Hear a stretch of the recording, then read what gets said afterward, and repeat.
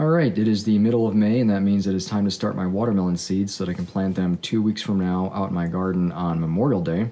And that's just to wait until the danger of frost is past to plant on Memorial Day anyways. So anyways, what I'm going to do this year with my watermelon garden, watermelon patch, whatever you want to call it, is use earthworm castings, which I've never really done before. Now in soils, when you buy soils like potting soils, or especially like soil like this, a more premium soil, usually there's going to be some amount of earthworm castings included in the whole thing, the whole mix, but not to the level which is what you see this bag over here. So this is basically just pure earthworm castings.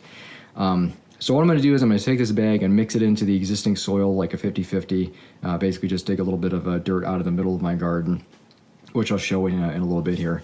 I'm also going to be using this Pro Mix, which I normally use just for the seed starting purposes, which is going to go in this food container. Now in the past, what I usually was doing was using those little black seed starter pods, and because I'm not really going to be planting individual seeds, they only go into one small spot on the mound, I'm just going to start them in a container like this and just keep them all together, and then basically just prune out the ones that aren't doing as well, so I can keep 3 or 4 of them in the mound. I always use the Pro Mix though. Once I started using this a couple of years ago, even outside or just for potting plants and seed starting, this stuff is just great. I've never had any problems with this. I have had issues with other types of soils, which is even, they're made for seed starting, but they don't do well to start seeds, which is weird because this isn't really even sold as a seed starting mix, but it works better than some seed starting mixes. So I'm going to get those started, but I'm going to go outside and show you a couple things in my garden before I plant them. And here is my garden that I'll be planting in this year as usual. It's not a very big area, it's maybe only 12 by 12 feet, and then it has a walk area around the outside perimeter filled with gravel, mainly for drainage. And what you're seeing here basically is just all the strawberries growing throughout here, and they are spreading, and I want them to spread. This is going to act as a cover crop for the entire garden going forward. Now, what I've done over the years with this garden, I started off by tilling it up, amending it with some peat moss and sand and everything, and then over the years what I did is I just layered on a ton of grass clippings all over the whole thing, spread it out inches thick every single year, and then topped it with leaves in the fall, and then repeat the process the following years until I eventually stopped doing that and then just topped it off with all this wood mulch, wood clips, or wood chips. So anyways, where I normally plant is right there in the center. There's a little bit of a hump right there, and I'm probably going to end up clearing out some of the strawberry plants in the center there so I can plant them. They're going to take over anyways, no matter what I do, but I'm just going to clear an area to begin with and allow the watermelons to grow there. But right along the backside, extending out the backside, underneath all that is actually a French drain that I put in. It's basically just a gravel pit that extends out to make sure that the center of the garden doesn't become too saturated if we get a lot of rain. Now, over the past several years that I've grown watermelons, and I've talked about this in several videos also over the years, is that I never water my garden. Once I plant the seedlings in there, I water them for the first week or so just to make sure they can put the roots down in the native soil and start pulling up water themselves. But after that, I don't water. I just let the rain take care of it. Even if we don't have a lot of rain during the year, they still grow just fine. I've grown tons of watermelons in the past without watering whatsoever. Now, I don't live in a very dry or an arid climate, so it's not really a problem for me, but that may not work for you if you live in like a desert area. You're probably going to want to water, especially in a sandy soil. But my soil retains a lot of water, and I'm not really too worried about that. This year, I'm still not going to water the garden, but what I'm going to do is I'm going to use this organic fertilizer here. This is basically just earthworm casting tea. It's just derived from earthworm castings, which is what this stuff is here. And it's just sent to me by the same company. Obviously, it's the same name. And as an organic fertilizer, as with most organic fertilizer, this isn't a chemical fertilizer. So what it's actually doing is you're more or less just feeding the soil. You're feeding the microbes in the soil, and then the microbes convert those into plant-available nutrients that they can uptake. With a chemical fertilizer, and I don't like using that word because it's not really a chemical. Maybe it's salt-based nutrients, but those are readily available, which means that when you pour it in the soil, the plants can uptake it immediately, so there's a nitrogen and other components. All right, it has been 2 weeks since I planted these watermelon seeds, and that means it is now Memorial Day, and it's time to plant them in my garden since the danger of frost has pretty much passed. So I've actually had these growing under this light from Atrium Lighting, and it's sitting about 12 inches from the container, and that's around 500 micromoles of light. I like to start watermelon seeds off under intense light so that when I put them outside, they don't go into any kind of shock from the intense sunlight. So I actually planted about 20 seeds in this container, and only about 8 came up. So these seeds I think are 2 or 3 years old now, so I figured I'd use them up and kind of throw the rest away and get new seeds from the new melons I'm hoping to get this year from the garden. All right, here is the plan. I am going to clear out this little mound right here. You can kind of see where the mound is. I'm going to clear the strawberry plants out of there. I'm going to take some of the soil out of there. I'm going to mix it up in the wheelbarrow here at the same volume as that bag of earthworm castings. So basically a 50-50 mix, and I'm going to put it back there and put the seedlings there, and then we will come back when that is all done. Just a quick note, I intentionally planted strawberry plants in the mound area here because I'm trying to promote the growth of mycorrhizal fungi in the soil. That's basically organic gardening for you right there. But actually most of this here, all of these strawberry plants and the runners and everything, all came from one tiny little plant, one single little plant that was actually kind of like this. Planted over in that corner there. During the wintertime when everything was covered in snow, I tried growing a strawberry plant hydroponically, which didn't work out well no matter what I did with the method I was using anyways. And I put it there, I buried it under the leaves that was in this garden and under the snow. I didn't even plant it, like I didn't put the roots in the ground. I just pretty much set it in there, covered it with leaves, and then walked away. And in the spring it started growing, and then this is the result of that. Or I think it's only been 2 years or 2 seasons anyways, and this stuff is spreading like crazy, and I want it to, as I said before. So this is not a bad thing. There is all the strawberry plants that I pulled out of there. Just gonna leave them laying there. And then there's the hole. There's the dirt I took out, and here is the earthworm castings. And this stuff is kind of like, it's very sandy, like very, it's almost like sand. I mean, there's obviously some organic, matter in there, soil and stuff, and earthworm castings. I don't think it's pure earthworm castings, though. It might be. Didn't really research that too much. But anyways, that's what it looks like. I just used this container here to make a depression in the soil so that I can more easily plant that. See that? Makes it really nice and easy. Also, look at how short those are. That's the benefit of using a grow light and having more intense light in your seedlings. There's no reaching. Nice and short. Okay, I am all done planting these, and what I've done here is I basically just took some grass clippings and put it over top of the dirt on the mound just to stop the sun from baking the soil and drying it out too quickly, just until these get established. And then I actually put a little cage over this. I tend to do this every year, and that's basically because like rodents will get in here, and sometimes squirrels and chipmunks, they climb the fence or go under the fence or whatever, and then they'll actually chew on the seedlings for some reason. They'll bite them, and once that happens, that's over with. I won't be able to replant these again because it'll be too late to start new ones. I also put a perimeter of salt around here just to keep the slugs away while these are still in a little seedling stage. I know the salt will dissolve when it rains, and that's fine. It's just temporary. I'm probably going to put some red cayenne pepper around it too. That's also, for some reason, seems to keep the slugs away as well. All right, it hasn't even been a full week yet, and I got a little something to report here. First off, my blueberry bushes are starting to grow their blueberries, and it looks like they're starting to ripen. All of these strawberry plants, or vines, or whatever you want to call them, are starting to ripen their strawberries, quite a few of them. I'm not going to show you all those right now. There's a couple here you can see, but there's a ton. More than I can really eat myself, that's for sure, unless I froze them, I guess. But here's what I wanted to show.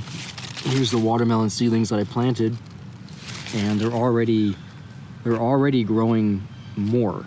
So they're not in any kind of transplant shock whatsoever, and they seem to be really healthy and really liking it, just by the way they're looking. Usually, like certain plants, when the leaves face kind of upwards, they're really liking the conditions that they're in. Most of the time, it has to do a lot to do with lighting. But if the leaves are like facing down, kind of drooping, they're not, kind of like sad. That's how you know when plants aren't doing well. But compared to last year, these are already growing after being transplanted within less than a week. Last year when I planted it, I mean, it took them a long time to even start showing any signs of new growth after they were transplanted. So this is a good sign. Beginning of June, and I got lots of strawberries. And growing all the way down through there. That's just what you can see. But there's a lot in there to pick. And these are ever-bearing, so they'll do this 2 or a third time this season. All right, it is middle of September now, and these strawberry plants have taken over, I don't know, about 97% of the garden here. This corner here is the last part to fill in with strawberry plants. But you can see here that the watermelon plants have been growing on top of these leaves, and the vine on some of these have been kind of underneath the strawberry leaves, and the watermelon plant leaves would poke up above the strawberry leaves. At some point, about 2 months ago, I think, these watermelon plants kind of just stopped growing. And so here's one of the vines here you can see, and there's a couple more that branched out towards the other directions. But I was wondering, where are my watermelons? Why aren't they growing? And it turns out, there's a few of them growing here. Let me go ahead and see if I can find it. There's one down there. It's only about the size of about that big if I was to hold it in my hand. And there's another one that is over here. Here's another one. So you can kind of see it down in there, same size. So this is actually the exact same thing that happened last year. They grew pretty much the same way, and I had probably about the same 2 watermelons about that size. The difference here is that these little melons here, they do not have the blossom end rot like last year. So that tells me there's no calcium deficiency. I'm pretty sure that's usually what causes the blossom end rot. But what they do have, what I'm thinking is even though these leaves here, here's a vine here, they're not really yellow. I think there's not enough nitrogen to go around with the watermelon plants. And that's kind of why I think that they stopped growing. The leaves haven't really turned yellowish to really indicate that so much, but they did before the strawberry plants took over the center part here. Some of the watermelon leaves where the crown of the plants are, they did turn a little yellow, and those are since gone. But the rest of these are actually pretty much okay. The leaves don't really look all that bad. And I have been giving it the earthworm casting tea once per week as directed, and with the amount that you're supposed to use according to the directions. And it hasn't really made any difference since I've been watering them with it, ever since the beginning. Here's the mound inside there. I know it's kind of hard to see because of the sun. But anyways, I think one of the issues I've ran into here, and I tested this inside the house, is that when I mix this earthworm castings with the soil, and the soil does have perlite in it, so it helps with the compaction and aeration of it. But when I mix it in there at a 50-50, and then put it in this mound, every time I try to water it, the water doesn't seem to want to go down into the soil. It kind of just scoots off the top of the mound towards the outer edges, which is somewhat okay because the roots are growing out that way anyways. But the water's not really getting down into the center of it. It's really dense. And I think next time what I might do, if I do use this earthworm casting again, is maybe use less, and also probably mix it with a lot of perlite to make sure that it is fluffy and aerated, and water can get down into the soil. Initially when these plants were growing, I think they did very well. They're growing very well, very healthy, and then at some point they just kind of stopped. So whatever was in the earthworm castings was pretty much all used up. So it didn't really help out all that much in this case. Now I know what some people might be thinking, oh, the strawberry plants choked it out. That's not really the case. A lot of these plants here were peeled away from this mound for quite a while, and I didn't allow any of the plants to grow into the mound, so the roots themselves were not being choked out by any strawberry roots. They were far away from it. And plus the strawberry plants don't really suck up a lot of nitrogen to begin with, and if it was choking it out, the plants pretty much, they would have probably died anyways. But I think next year what I'm going to do is probably do the same thing. I'll clear out a patch, get rid of any strawberry plants I might be growing in the center there. I'll build up a mound on top of that with the regular soil, maybe mix a little bit of earthworm castings into it, and then see what happens. So I think what I'm going to do is let these little watermelons sit for a little while to ripen, and then just for the sake of the tasting them, see what they're like. It is a nice 80-degree day here in the beginning of October, about a weekend, and you can see these strawberry plants have taken over most of the garden here, or pretty much all of it. You can't really see much of the watermelon plants in there. You can see some leaves sticking up over there where the vines are. They're not dead, but I'm gonna go ahead and pick those 2 melons I was showing earlier in this video, and we're gonna see if they're ripe enough to actually eat. Well, it is another sad, sad year for growing watermelons. I don't even know if you can even call these that. This one here got bit up by a couple bugs. Pretty common, probably some slugs and ants got to it. This one here is, for the most part, fine. And you know what's funny is there's actually probably mature-sized seeds inside of these. Probably big black seeds if I had to guess. I'm not going to use them because I'd rather take them out of larger melons that were bigger and healthier just for genetic purposes, but we're going to cut this open. But before we get into that, I wanted to just reiterate something I guess I probably haven't explained in this video. If you followed along with this channel, I know how to grow watermelons, and in the past I've had lots of success growing them. This here was just an experiment to try the earthworm castings and to not change too much from what I did in the previous year, just to see if the watermelons would grow any better. And to answer that question, yeah, sort of. I think they did grow better. As far as like not having the blossom end rot that they had last year, they didn't grow bigger, and they're probably not going to be any better, obviously, because of the size of them. There's probably only a little bit of edible stuff in there.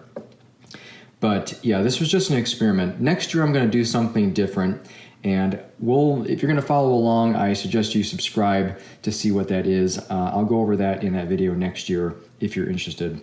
But let's go ahead and cut these open and see what they look like. All right, here we go. This is not easy to do one-handed. Oh, that went in pretty easy. This must be a sharp knife. Oh, you know, I forgot that these were the yellow melons. Huh. Yeah, so, you know, like I said, there's the black seeds, and these are probably viable seeds. And let's see, it smells, oh yeah, it smells really good. It smells sweet. Obviously, there's not a lot of melon there to eat, but they grew just fine, just didn't grow very big. So I guess I'll cut a little piece out of there, and we'll have a little bit of taste, and we'll end this video. All right, here's my piece. That's a pretty good part of the melon there. There's really not a whole lot left, not a whole lot of bites left. Yeah, so this is the yellow melon. This is an heirloom variety. I really forgot that I even planted it. I thought it was going to be red, but I have a lot of these seeds in the fridge. So let's see what this tastes like. It smells good, so I hope it tastes good.